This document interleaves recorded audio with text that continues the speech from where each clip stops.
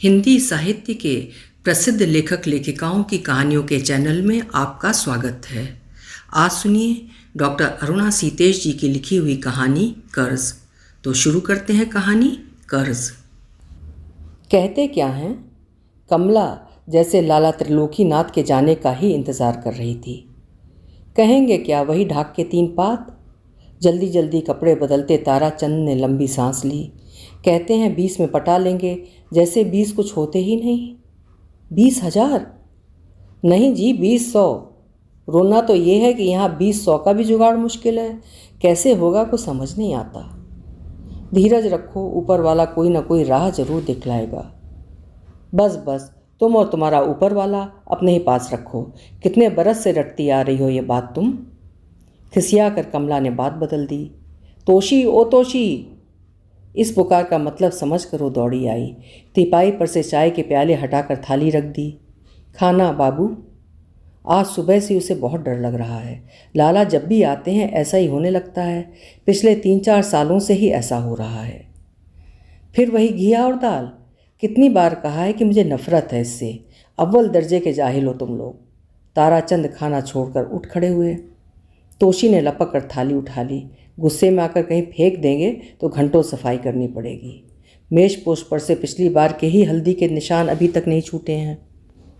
क्यों खाम कहाँ बिगड़ रहे हो? जो लाओगे वही तो पकेगा। कहीं का गुस्सा कहीं निकाल रहे हो। कमलापति का असली दुख न समझती हो ऐसी बात नहीं, पर वो भी क्या करे, उसके बस की बात तो थी नहीं। तोशी, देख जाली की अलमारी में रात के आलू रखे होंगे, कटोरी में जल्दी से गर्म कर ला। समझ से काम लो तोशी के बाबू। आप ही हिम्मत हार बैठोगे तो हमारा क्या होगा। ताराचंद के दफ्तर चले जाने पर कुछ देर इधर उधर के फैलाव को समेटने में लगे। फिर माँ कपड़े धोने चली गई, बेटी रोटी सेकने। उखड़े मन से वो कपड़े पीटती रही। तोशी पर गुस्सा भी आया, प्यार भी। इसी के कारण तो सारा झगड़ा है, पर इसका भी क्या दोष। इसके तो मुंह में जबान तक नहीं है। कहा पढ़ ले, पढ़ लिया। घर बिठा दिया, घर बैठ गई। मजाल है जो चूंबी की हो कभी। और लड़कियों को देखो मोहल्ले की, रात दिन क्या क्या गुल खिलाया करती हैं। उनके मुकाबले तो साक्षात गऊ है ये। और क्यों ना हो, पूरे 16 संतोषी माता के व्रत करे थे तब जाकर हुई थी। तब क्या पता था इतनी मिन्नतों के बाद पाई ये बिटिया एक दिन आँख की किरकिरी बन जाएगी। इनको तो पता नहीं क्या हो गया है, देखते ही भड़क उठते हैं। अब भला कोई पूछे इनसे, बिटिया का क्या कसूर जो आपके पास उसको ब्याहने के लिए पैसे नहीं हैं और ना ही अपनी बाढ़ रोकना उसके बस में है। अम्मा खाना खा लो। तोशी ने आवाज़ लगाई तो उसका ध्यान टूटा। जल्दी जल्दी कपड़े तार पर डालने लगी। कपड़े क्या लादी है पूरी। हरीश गिरीश तो सुनते ही नहीं किसी की। ऐसे काले कीट करके लाएंगे कपड़े की रगड़ रगड़ कर हाथ घिस जाएं पर मैल ना उतरे। दिन में 2 बार बदलते हैं तब ये हाल है। और फिर साबुन भी तो ज़्यादा लगेगा। इनको तो आजकल पता नहीं क्या हो गया है। मूड खराब हो तो एक एक बट्टी का हिसाब लेने बैठ जाएंगे। पर इन्हें समझाएं कैसे, और समझाएं भी तो क्या। वो क्या जानती नहीं कि ये ऐसे क्यों हो गए हैं। कितना हंसते बोलते थे, बच्चों के साथ साथ कभी कभी खेल भी लेते थे, घोड़ा तक बन जाते थे, सिनेमा के टिकट भी ले आते थे महीने 2 महीने में।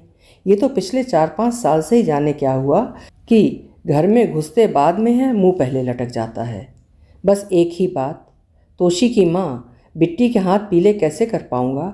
अब तक तो किसी तरह घर की इज्जत पर पर्दा पड़ा रहा, अब तो सब पोल खुल जाएगी। अपनी बिरादरी में तो आजकल कोई 30-40 हज़ार से कम बात ही नहीं करता। वो क्या खुद नहीं जानती, पिछले दिनों हुकुमचंद की लड़की का ब्याह हुआ। कहते हैं 25 पर बात ठहरी, ऊपरी खर्चा अलग। हुकुमचंद इनसे कुछ नीची पोस्ट पर ही होगा। गोविंद ने अपनी लड़की के ब्याह में पूरे 45 खर्च किए। कहने को तो पंसारी की ही दुकान है, एक ज़माने में कोई पूछता नहीं था। गुहार लगा लगा कर सौदा बेचा करता था, पर दिन पलटे तो ऐसे कि सब देखते ही रह गए। और वो सीताराम, लकड़ी के टाल वाले, सुना है 35 लगाने को तैयार है अंजना की शादी में। जाने लोगों के पास कहाँ से इतना पैसा आ गया है। तोशी के बाबू तो सरकारी दफ्तर में हेड हैं। बाबू लोग खड़े हो जाते हैं उनके सामने। उसने खुद अपनी आंखों से देखा है। पर पैसे के नाम पर टाएं टाएं फिस।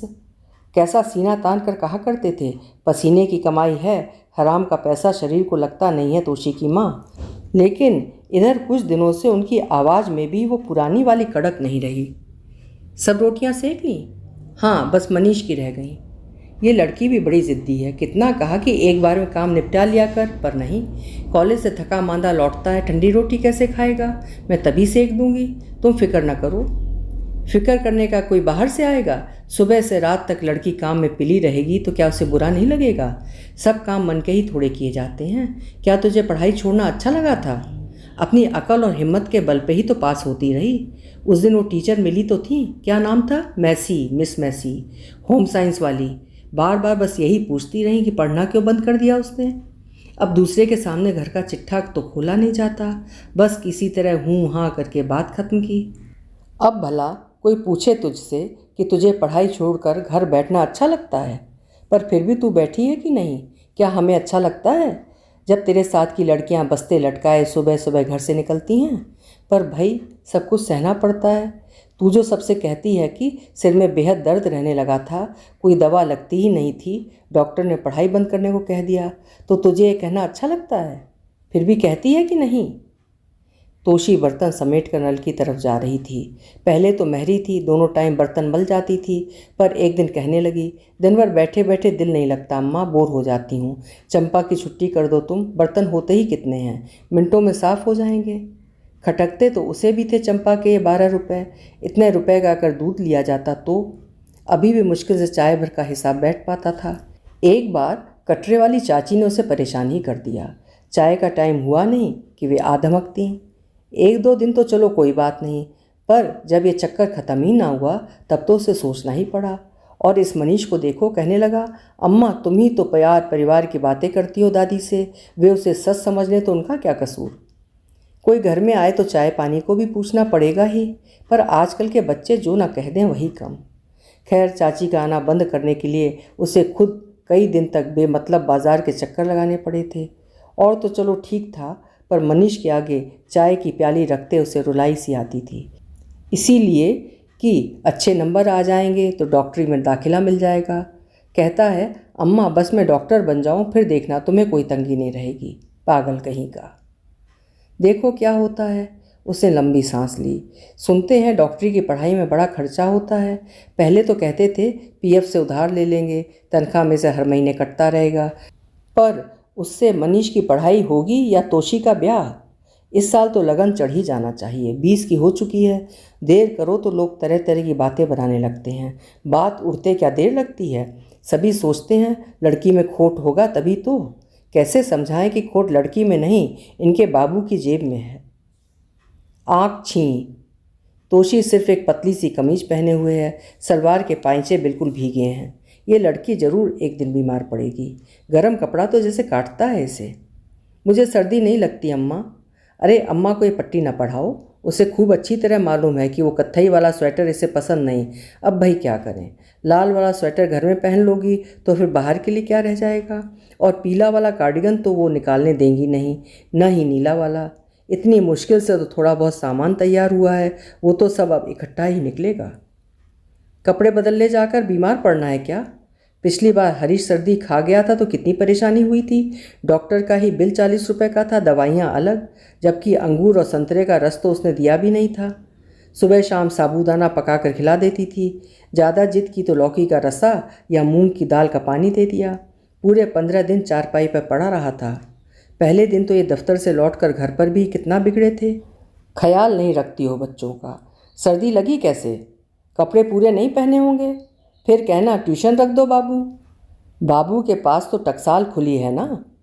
हरीश तो कैसा दुबक गया था उसकी गोद में मुंह छिपाकर। उसे भी इनकी ये बात बहुत बुरी लगी थी उस दिन। ये तो हुआ नहीं कि प्यार से बच्चे के सिर पे हाथ फेरते।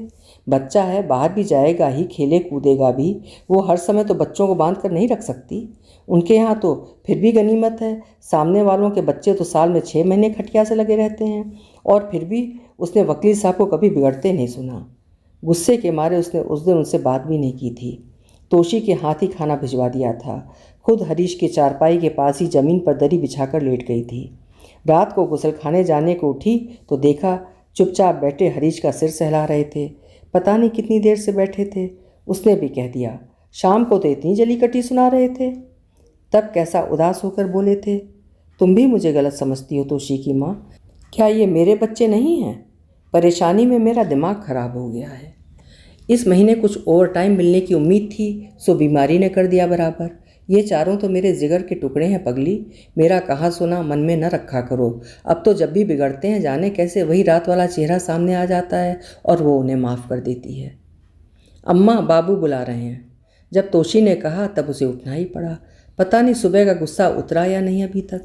सहमे कदमों से कमरे तक गई। तोशी की माँ, मैंने लाला से बात पक्की करने को कह दिया है। पर इतने रुपए? वो भी इंतज़ाम करूँगा, देर सबेर करना तो है ही। खाता पीता घर है, लड़का सरकारी नौकर है, बिट्टी सुख से रहेगी। यहाँ तो बेचारी कुछ देख ना सकी। वो तो जानती ही थी कि बाहर से ही सख्त बनते हैं, अंदर तो मोम है मोम। कैसे रुआसी आवाज़ में बोल रहे हैं। पंप वाले गुप्ता जी को हिसाब किताब लिखने के लिए एक आदमी की तलाश थी। मैंने कहा तो एकदम मान गए। दफ्तर से लौटते समय थोड़ी देर बैठ जाया करूँगा वहाँ। सुबह 9 के निकले, रात के 9 बजे घर में घुसेंगे तो बीमार नहीं पड़ेंगे। वैसे ही चेहरे पर हड्डियाँ ही हड्डियाँ चमकती हैं। उसने पल्लू से आंसू पोंछ लिए, बोली नहीं। सुमेर चंद कह रहे थे मकान की एवजी में कुछ ना कुछ बंदोबस्त ज़रूर हो जाएगा। मैंने तो 20 के लिए कोशिश करने को कह दिया है, बाकी खर्चा तो पीएफ से निकल जाएगा। मकान को गिरवी रखेंगे? बाप दादों की एक यही तो अपने पास निशानी है। और मान लो टाइम पे पैसे ना चुका पाए तो? 3 कमरों का छोटा सा सही, पर सिर पे छत तो है। नहीं, तोशी का ब्याह करने के लिए बाकियों को सड़क पे मारे मारे थोड़ी फिरने देना है। नहीं, ऐसी कोई घबराने की बात नहीं है। मैंने सब सोच विचार लिया है। उसका जोर जोर से हिलता सिर देखकर उन्होंने समझाया। मनीष की ट्यूशन छुड़ा देंगे, होशियार बच्चा है। गुप्ता जी ने 150 देने को कहा ही है। जरा घर में और किफ़ायत बरतना। भगवान चाहेगा तो सब ठीक हो जाएगा। और फिर 5-7 साल की ही तो बात है। मनीष कमाने लगे तो फिर क्या चिंता। तुम कल गिरीश को पंडित जी के यहाँ भेजकर साइज निकलवा लेना। ये एकदम क्या हो गया? जमा हुई औरतों में से एक ने पूछा। इतवार को तो अंजना के पास आई ही थी अच्छी भली। मुझसे कहने लगी, ताई जी अब की गर्मियों में आपकी धोती पर बेल जरूर काढ़ के दूंगी, आरगंडी मंगाना। अजी होना क्या था, बस हमारे भाग फूट गए थे। कमला की सिसकियाँ रुकी नहीं रही थीं। कनस्त्री खोल रही थी, जरा सी टीन की पत्ती उंगली में लग गई। मैंने गीले पानी की पट्टी बांध दी। अगले दिन बुखार चढ़ गया। मैंने समझा कि सर्दी लग गई है। चोकर की चाय पिला दी और डॉक्टर से गोली ले आई। वो तो जब बुखार बढ़ता ही गया और उसने चिल्ला चिल्ला के बुरा हाल कर लिया, तब हमारा माथा ठनका। भागे भागे अस्पताल पहुँचे, पर डॉक्टरों ने तो कहते ही कह दिया अब क्या लाए हो। उसका तड़पना देख के तो कलेजा मुंह को आ रहा था, पर क्या करते। खड़े खड़े देखते रहे और वो हमें छोड़ गई। कमला को फिर छींटे डालकर होश में लाया गया। दिल को कड़ा करो जीजी, रमेश की घरवाली ने समझाया। समझो इतने ही दिन का दाना पानी था उसका। कैसे समझाऊं कांता, उसका चेहरा तो आंखों के सामने से हटता ही नहीं। ऐसी सीधी सादी लड़की, हर समय अम्मा अम्मा करती आगे पीछे लगी रहती थी। हाय रे तोशी, कोई कर्ज था बहू पिछले जन्म का उसका तेरे ऊपर। 20 साल की कोई उम्र होती है, पाला पोसा बड़ा किया और चिड़िया फुर्र। हाँ चाची ठीक ही कहती हो। कुंती बीच ही में बोल पड़ी। हमारी कुसुम को ही देख लो, लड़के की बीमारी में 4 साल तक पानी की तरह पैसा बहाया, पर कर्ज।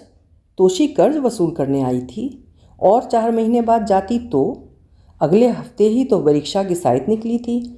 अब तो कर्ज नहीं लेना पड़ेगा। अब मकान बच गया, मनीष की ट्यूशन भी बच गई, वो ज़रूर डॉक्टर बनेगा। इनको भी 9-9 बजे रात तक बाहर नहीं भटकना पड़ेगा। सोचते सोचते उसे लगा कि असली कर्ज तो तोशी चुका गई है। बड़ी ही समझदार लड़की थी। राहत की सांस भरते भरते वो फिर फूट फूट कर रो पड़ी। अभी आप सुन रहे थे जिंदगी की कटु सच्चाई से रूबरू कराती हुई डॉक्टर अरुणा सीतेश जी की लिखी हुई कहानी कर्ज। कहानी आपको कैसी लगी कमेंट बॉक्स में ज़रूर लिखिएगा। और साथ ही अगर पसंद आई हो तो प्लीज़ लाइक शेयर और सब्सक्राइब भी ज़रूर करिएगा। कल मिलेंगे फिर किसी उम्दा कहानी के साथ। आपका समय शुभ हो।